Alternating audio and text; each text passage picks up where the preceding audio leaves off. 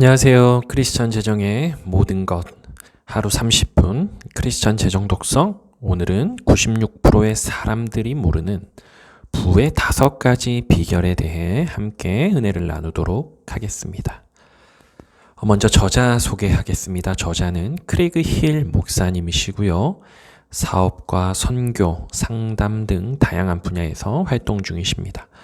목차를 한번 보도록 하겠습니다. 1장부터 6장까지 6가지 항목에 대해 하나씩 볼 텐데요. 자, 그럼 본격적으로 한번 시작해 보도록 하겠습니다. 오늘 우리가 100명의 사람에게 10,000,000원씩을 주면서 쓰고 싶은 대로 쓰라고 한다면 1년 후의 결과는 어떠할까요? 100명 중에 80명은 돈이 없습니다. 그리고 16명은 대략 1,000,000원 정도 본전이죠. 4명은 2천에서 약 10억 정도가 있을 거라고 합니다. 어떻게 그렇게 할 수가 있죠? 96%의 사람들은 모르는 4%의 사람들만이 알고 있는 4%의 사람들만이 실천하고 있는 이 원리가 무엇인지 한번 보도록 하겠습니다. 일반적으로 4%의 사람들은 부와 지위, 권력보다 지식과 지혜를 더 가치 있게 여김을 볼 수가 있습니다. 성경에 나와 있는데요. 역대하 1장 10절입니다. 주는 이제 내게 지혜와 지식을 주사 이 백성 앞에서 출입하게 하옵소서. 역대하 1장 12절 그러므로 내가 내게 지혜와 지식을 주고 부와 재물과 존영도 주리니 너의 전에 왕들이 이같이 없었거니와 너희 후에도 이 같음이 없으리라. 그 당시 가장 부자로 알려졌던 솔로몬이 하나님께 구했던 것인데요. 재물이나 명예를 구한 것이 아니라 지혜와 지식을 구했던 것을 역대하를 통해 우리는 볼 수 있습니다. 보통 96%의 사람들은 부와 권력 또는 지위를 추구하는 반면에 4%의 사람들은 지혜와 지식을 구하고 있다고 저자는 이야기를 하고 있습니다.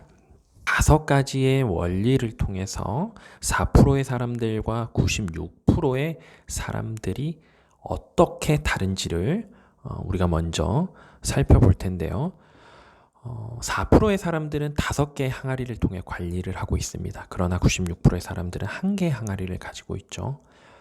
4%의 사람들은 비전에 집중합니다. 그러나 96%의 사람들은 공급에 집중하는 것을 볼 수 있습니다. 여기서 공급이 뭐냐? 돈에 집중한다 라고 보시면 될 것 같습니다. 4%의 사람들 배가 되는 것 투자를 합니다. 그리고 이자를 지불하지 않습니다. 그러나 96%의 사람들은요, 가치가 절하되는 것에 투자합니다. 소비하는 것에 투자를 하죠. 그리고 많은 이자를 지불합니다. 대출을 받죠. 4%의 사람들은 경제가 돌아가는 사이클을 이해하고 준비하는 사람입니다. 그런데 96%의 대부분의 사람들은 이러한 경제를 이해하지 못합니다. 마지막으로 4%의 사람들은요, 유산을 다음 세대가 아닌 그 다음 세대, 2세대에 걸쳐 준비를 하지만 96%의 사람들은 남길 것이 없습니다. 본인들도 빠듯한 삶을 살아가죠. 자, 그렇다면 1장에 나와 있는 여러 항아리를 사용하라. 5개 항아리에 대해서 살펴보도록 하겠습니다. 96%의 사람들은 번 돈에 집중합니다. 반면에 4%의 사람들은요, 번 돈을 어떻게 쓰는가에 집중을 합니다. 96%의 사람들은 한 달에 400만 원을 벌어도 굉장히 많은 돈이죠. 매달 그 이상을 지출합니다. 그래서 월말까지 살기가 어려워 소득을 올리기 위해 시간 외 근무를 하거나 직업을 하나 더 구하거나 대출을 받죠. 그러나 4%의 사람들은 매달 200만 원을 벌어도 일정한 금액을 지출하고 그 나머지 금액은 배가하는 것에 투자를 합니다. 이 4%의 사람들이 투자한 30만 원은요, 수년 내에 3천만 원으로 배가할 것이고요. 96%의 사람들은 매달 소득을 400에서 500만 원으로 늘려도 지출이 그보다 많기에 늘 지금과 같이 여전히 그 전과 같은 압박 속에서 살아가게 됩니다. 이런 4%의 사람들은 돈을 여러 항아리에 넣습니다. 5개의 항아리인데요. 96%의 사람들은 1개의 항아리에 저장을 합니다. 4%의 사람들은 여러 항아리에 저장할 때 먼저 베풀고 저축하고 투자하고 그리고 남은 것을 씁니다. 그런데 96%의 사람들은 다 쓰고 남는 것으로 베풀고 저축하고 투자하려고 합니다. 5개의 항아리를 살펴보도록 하겠습니다. 먼저 11조, 헌금, 저축, 투자, 쓰는 돈. 비율이 나와 있는데요. 비율은 여러분들의 상황에 맞게 또 환경에 맞게 조절해 보면 좋을 것 같습니다. 먼저 첫 번째 항아리는 바로 11조입니다. 레위기 27장 30절에 나와 있는데요. 곡식이든 열매든지 간에 그 땅에서 난 모든 것의 10 가운데 하나는 여호와의 것이며 그것은 여호와의 소유다 라고 말씀하고 있죠. 자, 두 번째는요, 헌금인데 구제와 감사 헌금과 같이 긍휼이 필요하거나 누군가를 돕기 위한 항아리다 라고 보시면 좋을 것 같습니다. 세 번째, 저축. 저축은 뭔가요? 내가 원하는 이벤트나 더 큰 것을 사기 위해 모아두는 항아리다 라고 보시면 좋을 것 같고요. 투자, 네 번째입니다. 어떠한 제품을 생산하거나 가치 있는 서비스를 제공해 주어서 그것에 대한 가치가 증가되는 것에 돈을 넣는 것. 이것을 투자다라고 정리를 한번 해보겠습니다. 마지막으로 5번째입니다. 내가 필요한 것과 원하는 것을 사는 데 쓰는 돈, 바로 지출입니다. 비율은 앞에서 말씀드렸다시피 본인의 상황에 맞게 조정해 보면 좋을 것 같습니다. 자, 1장 여러 항아리를 사용하라. 첫 번째 비결이었는데요. 정리하도록 하겠습니다. 돈을 5개의 항아리에 넣고 각 항아리에 일정 %씩을 분배하라 라는 거고요. 쓰는 돈 항아리 할당된 %만큼 자발적으로 제한해서 돈을 쓰라. 한 항아리의 목적을 위해서 다른 항아리의 재정을 사용하지 말라. 특히나 쓰는 돈에 있는 항아리가 부족하다고 해서 다른 항아리에 있는 재정을 사용하여서는 안 된다라는 겁니다. 이것이 바로 첫 번째 비결입니다. 자, 두 번째, 비전에 집중하라입니다. 96%의 사람들은 공급에 집중하는 반면에 4%의 사람들은 비전에 집중합니다. 대부분의 사람들이 부르심이라 하면 전임 사역으로서 하나님을 섬기도록 특별한 인도를 받았다라고 생각하는 경우가 많이 있는데, 사실 우리가 비전에 집중한다라는 것, 소명이라고 얘기하기도 하고요, 부르심이라고도 얘기하기도 하는데, 특별한 사람들만이 아니라 우리 모두를 각 사람의 은사대로 하나님께서 부르셨습니다. 우리는 목사, 선교사뿐만이 아니라 사업가, 조종사, 엔지니어, 운전사, 배우, 감독, 국회의원이나 교사 등과 같이 은사에 맞게 사회에 기여하고 우리가 하는 모든 것으로 하나님께 영광 돌리는 것, 이것을 이제 부르심이다라고 이야기를 하는데요. 하나님께서 우리에게 주신 부르심을 발견하고 매일 하나님의 인도하심을 구하며 온 마음을 다해 부르심의 일을 하고 있으면 우리가 하는 일이 바로 예배가 된다라는 것입니다. 자, 비전이 얼마나 중요한가? 묵시가 없으면 백성이 방자히 행하거니와 율법을 지키는 자는 복이 있느니라. 잠언 29장 18절에 나와 있고요. 내 백성이 지혜가 없으므로 망하는도다. 호세아 4장 6절에 나와 있습니다. 성경에서는 비전이 부족하기 때문에 내 백성이 멸망하고 지식이 부족하기 때문에 사람이 멸망한다라고 이야기하고 있습니다. 돈이라는 것은 비전을 이루는 수단일 뿐 돈이 없어서 백성이 망한다라는 성경 구절은 없죠. 공급이 되지 않아서 백성이 망한다라는 이야기는 성경 그 어느 구절에도 찾아볼 수가 없습니다. 비전이 있으면 공급은 따라온다라는 원리를 우리는 반드시 기억하면 좋을 것 같습니다. 96%의 사람들은 다른 사람의 비전을 성취해주며 단지 돈을 위해 일하는 반면 4%의 사람들은 비전을 위해 일을 하고 돈을 벌고 자신을 위해 일을 합니다.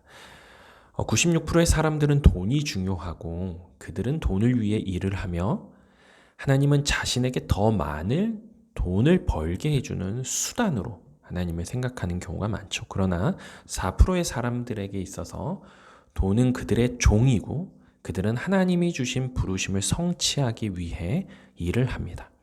하나님이 그들의 주인이기 때문에 돈은 하나님이 주신 삶의 목적과 부르심을 이루기 위한 그들의 수단이 되는 겁니다. 하나님께서는 고유한 목적을 가지고 우리를 이 땅에 두셨다는 것과 하나님께서 우리를 아주 많이 사랑하신다는 것, 그리고 하나님께서 우리를 창조하신 목적이 우리에게 분명히 계시하기를 원하시기 때문이다라는 사실입니다.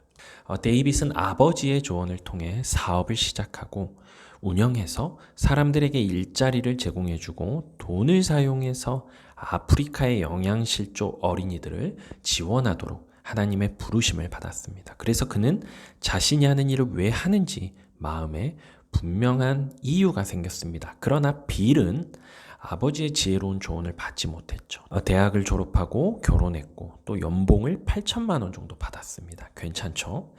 그런데 새 집, 새 차, 많은 가전제품을 샀고요. 매달 대출금과 할부금, 신용카드 대금을 결제하기 위해 그는 어쩔 수 없이 일을 해야만 했습니다. 태국 아이들을 성노예로부터 구해내는 자선단체에 대해서 듣고 큰 감동을 받았습니다. 그는 그 자리에서 후원을 결단하고 싶었지만 매달 대금 결제로 돈을 다 써버렸기 때문에 그는 그렇게 할 수가 없었습니다. 하고 싶은 일이지만 돈이 없어서 할 수 없다는 사실에 그는 늘 슬퍼해야만 했습니다. 그러나 데이빗은요, 어땠죠? 항아리를 분산해 돈을 따로 관리했었죠. 아프리카의 영양실조 어린이들을 도울 수 있었던 이유가 무엇입니까? 바로 통장을 따로 관리했기 때문입니다. 우리는 늘 선하고 좋은 일에 돈이 없어서 하지 못하는 것에 안타까워만 합니다.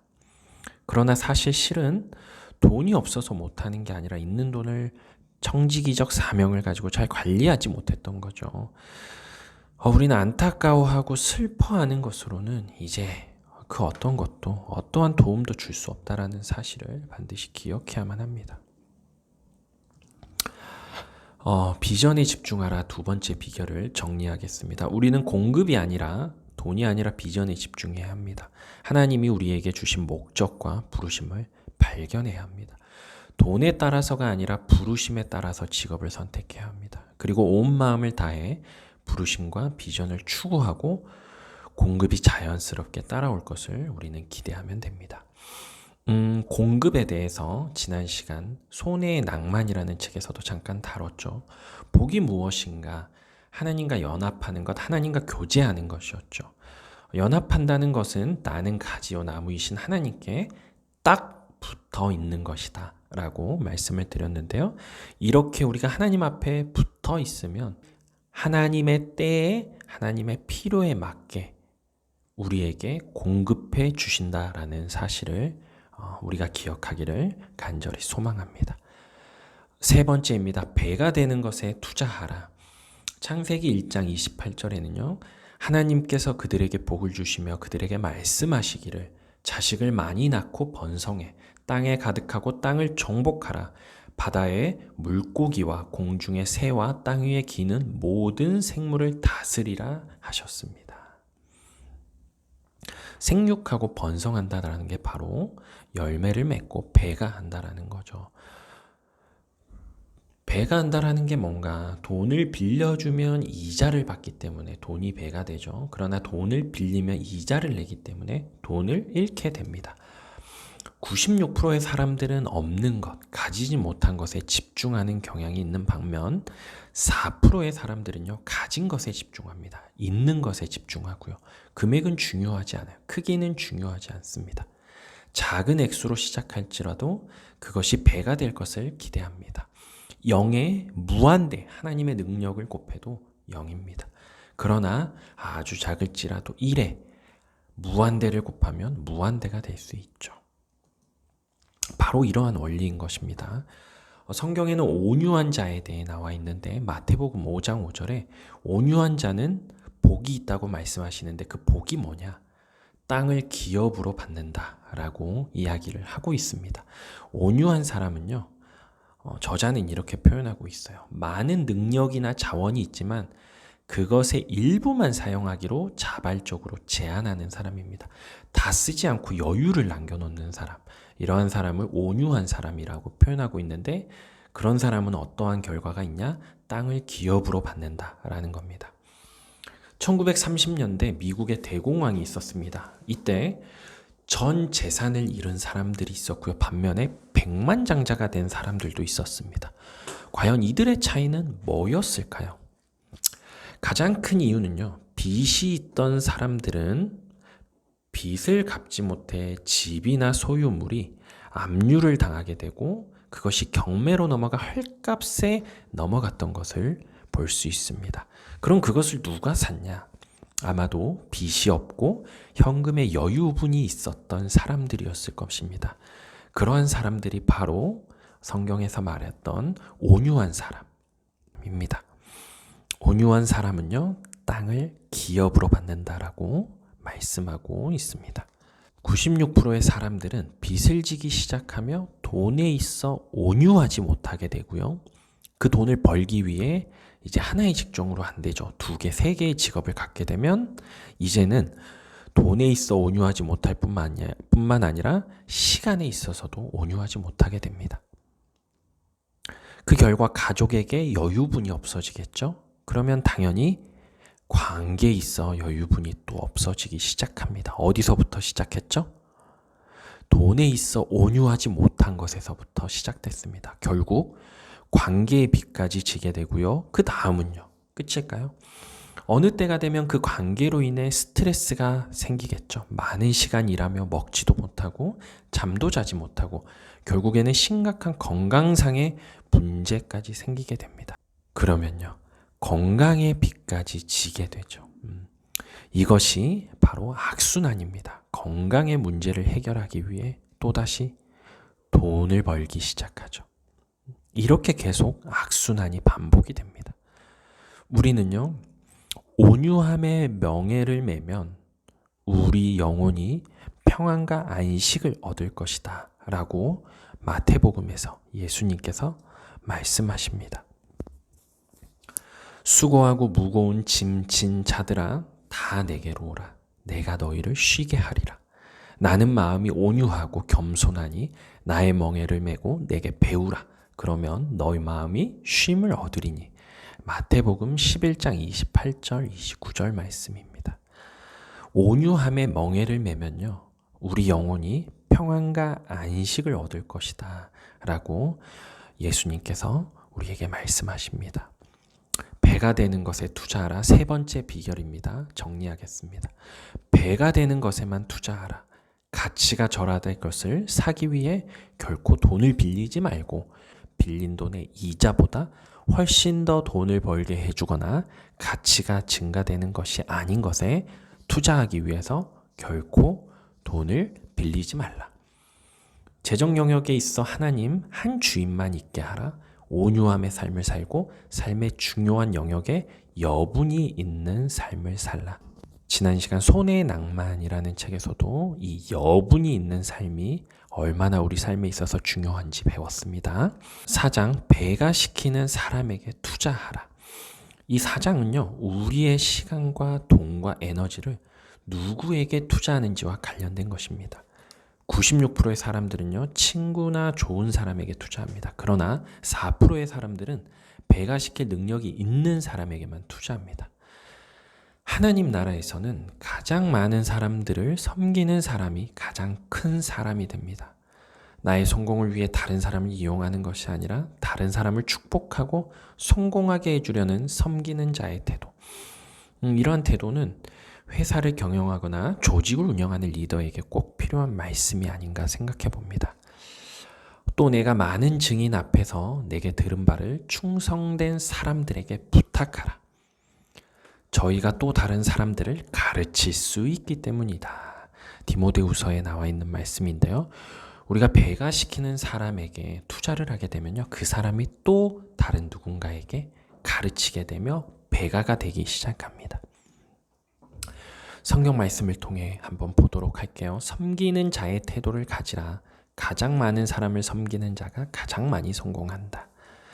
당신의 시간과 돈과 에너지를 다른 사람들도 배가자가 되도록 가르칠 수 있는 배가자에게 투자하라. 많은 시간을 배가자에게 쓰라.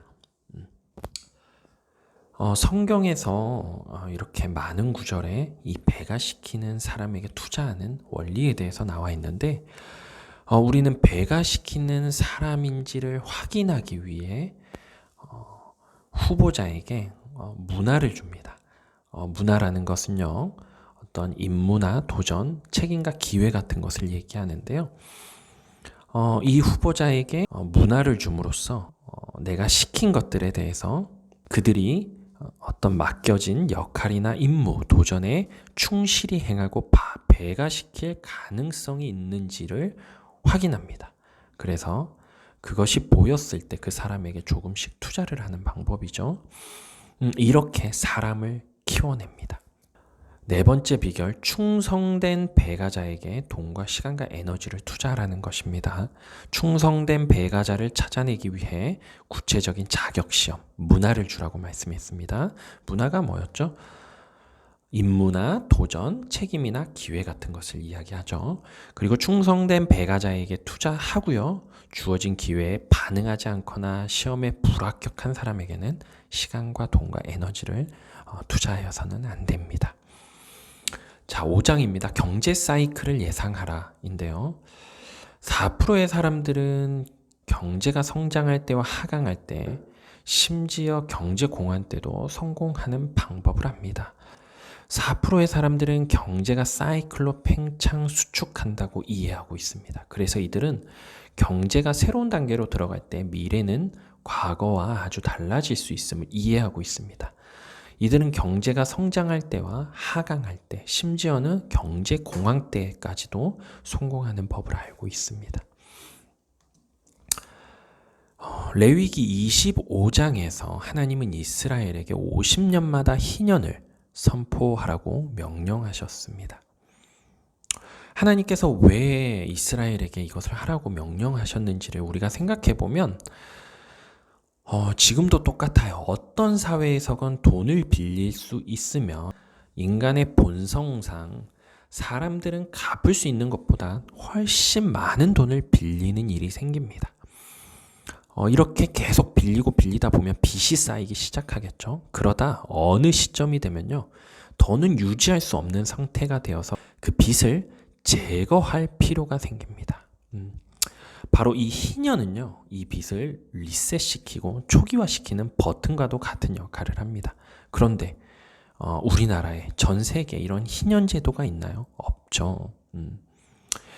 때문에 계획해서 희년을 갖지 않을 경우는요, 계획하지 않은 희년이 일어나게 되는데, 그것이 바로 경제대공황, 경제위기와 같은 형태입니다.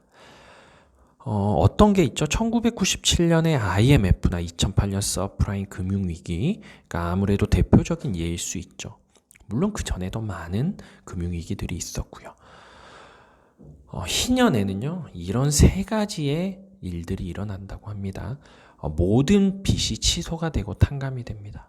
모든 노예는 자유가 되고요. 모든 소유물은 원래 소유주에게로 돌아갑니다. 다시 말해서 계획해서 희년을 갖지 않는 경우는 계획하지 않는 희년이 일어나고요.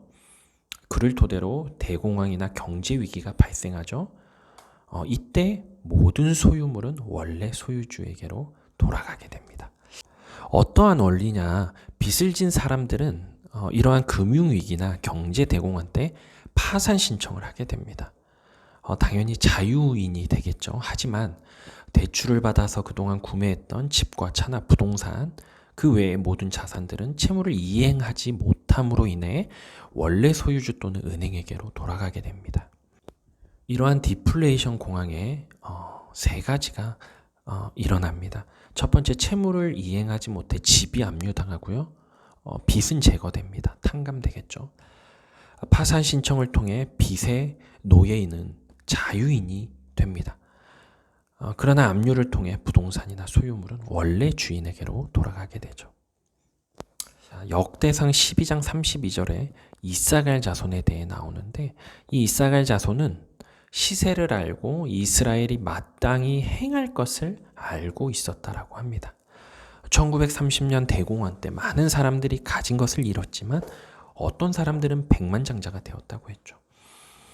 어떠한 사람들이냐? 바로 부자가 된 사람들은 빚이 없고 약간의 현금이 있었던 온유한 사람이었습니다. 자, 부의 방정식을 보도록 할게요. 죄인과 의인에 대해서 잠언에 이렇게 나왔습니다. 죄인의 재물은 의인을 위해서 쌓이느니라. 그렇다면 이 죄인은 누구냐? 시편에 나와 있는데요. 죄인은 악인은 꾸고 갚지 아니한 사람을 얘기하고요. 의인은 누구냐? 은혜를 베풀고 주는 사람을 이야기하고 있습니다. 자, 다시 말해서 꾸고 갚지 아니하는 이 죄인의 재물은요. 은혜를 베풀고 주는 의인에게 넘어온다라는 것입니다. 언제요?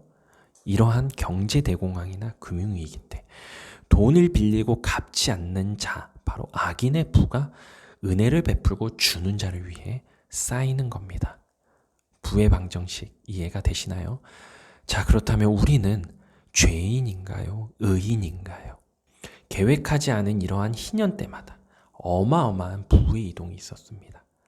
잠언 30장 25절 곧 힘이 없는 종류로 돼 먹을 것을 여름에 예비하는 개미와 같이. 또 우리 창세기에는요, 최초의 투자가 나옵니다. 누군가요? 바로 요셉입니다. 7년의 풍년의 기간 동안 많은 곡식을 쌓아놓고 다가올 7년의 흉년을 대비합니다. 그래서 어떻게 하죠? 많은 백성들에게 곡식을 2배, 3배의 금액으로 가격을 받고 팔기 시작하고요. 더 이상 돈이 없어서 곡식을 살 수 없는 백성들에게 나중에는요, 땅까지 팔게 합니다. 정리하겠습니다. 경제 사이클을 예상하라. 5번째 비결인데요. 경제는 직선이 아니라 사이클임을 이해해야 합니다. 그렇기 때문에 항상 경제 사이클 그 다음 단계를 우리는 예상하고 준비해야 합니다. 경제가 확장될 때 그리고 수축될 때 모두 성공하는 방법을 배워야 합니다. 자, 마지막으로 2세대에게 유산을 남기라입니다. 잠언 13장 22절 말씀인데요. 선인은 그 산업을 자자손손에게 끼쳐도 죄인의 재물은 의인을 위하여 쌓이느니라. 잠언서는 우리에게 자녀를 돕고 유산을 손주에게 남기도록 예산을 세우라고 우리에게 말씀하고 있습니다. 하나님께서는 다음 세대가 그 이전 세대보다 훨씬 더 삶의 모든 영역에서 뛰어나게 되기를 의도하셨다라고 생각을 합니다. 정리하겠습니다. 6번째 비결. 당신의 자녀의 자손에게 유산을 남길 것을 계획하라.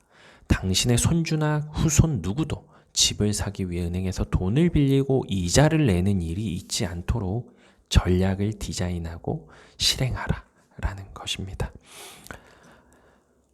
마지막 결론입니다. 데이빗의 생각인데요. 우리의 인생을 B, C, D로 표현하자면 birth, 탄생에서 death, 죽음 사이에 우리의 인생에는 수많은 choice, 선택이 존재합니다. 언제나 그 선택은요, 늘 나의 선택이었습니다. 내가 어떠한 선택을 하느냐는 우리의 결과에 반드시 영향을 미칩니다. 4%의 사람들이 실천했던 6가지 항목들을 우리는 선택하기로 마음먹고 실천한다면 우리는 지금보다 더 나은 재정에 대해 눈이 열릴 거라고 생각합니다. 여러분, B, C, D, 우리의 인생 가운데 있는 수많은 선택 사이에서 여러분은 어떠한 선택을 하시겠습니까? 우리 모두가 6가지 항목을 통해 올바른 선택을 내리기를 간절히 소망하겠습니다. 다음 시간에 뵙도록 하겠습니다. 여러분 감사합니다.